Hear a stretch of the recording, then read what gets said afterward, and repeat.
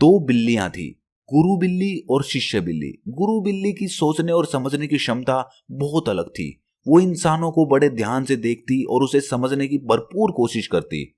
ध्यान से देखने के कारण उसके अंदर ध्यान का उदय हुआ। उसने कुछ ऐसा एहसास किया जो केवल मनुष्य के लिए ही करना संभव था। तब एक दिन उसे मोक्ष का ज्ञान प्राप्त हुआ। उसने ये बात शिष्य बिल्ली को बताई। तो शिष्य बिल्ली ने पूछा कि मोक्ष से क्या होगा? तो गुरु बिल्ली ने कहा कि मैंने सुना है कि सब समाप्त हो जाता है, कुछ नहीं रहता, मैं भी नहीं रहूंगी। शिष्य बिल्ली ने कहा कि ऐसे मोक्ष का क्या फायदा जब हम ही ना रहें? मुझे तो ऐसे ही आनंद आता है। मजे से चूहे मारकर खाओ, इस जीवन में कितना आनंद आता है। इस जीवन में सुख है, दुख है, सब कुछ तो है। फिर ये मोक्ष पाकर क्या करना है? तब तो ये सब कुछ छूट ही जाएगा ना। जहां ये सब कुछ मिलेगा ही नहीं तो वहां जाकर क्या फायदा? गुरु बिल्ली ने कहा कि मैंने ध्यान किया है, इससे मुझे एक अलग ही अनुभव हुआ है जो मुझे बिल्ली रहते हुए कभी नहीं हुआ। मैंने अलग एहसास किया।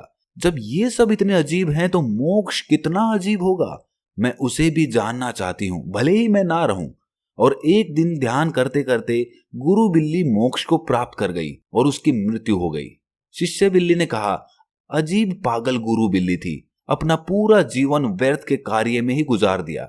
बिल्ली की ऊर्जा जो उसके शरीर से निकली थी वो प्रकृति के हाथ में आई और प्रकृति ने उसकी ऊर्जा को पढ़ा और देखा कि इसमें इतना इंसानी एहसास कैसे आया। अब इसे दोबारा बिल्ली नहीं बनाया जा सकता। अतः उसे बिल्ली होने से मोक्ष मिला और उसे इंसानों के रूप में जन्म मिला। और फिर वो दोबारा उस घर में आई जहां उसने बिल्ली बनकर अपना जीवन बिताया था। और उस घर में अभी भी वो शिष्य बिल्ली चूहे पकड़ रही थी। आप सोच रहे हैं कि वो बिल्ली जन्म लेकर वापस आई, लेकिन वो बिल्ली नहीं रही थी, अब वो इंसान बन चुकी थी, उसे मोक्ष मिल चुका था। अब उस बिल्ली ने उन्नति कर ली थी।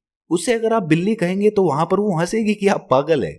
तो मोक्ष के ऊपर वाली स्थिति हम कभी नहीं समझ सकते जब तक हम ध्यान में नहीं उतरेंगे। तब तक हमें ऐसा ही लगेगा जैसा उस बिल्ली को लग रहा था कि मोक्ष पाकर क्या मिलेगा।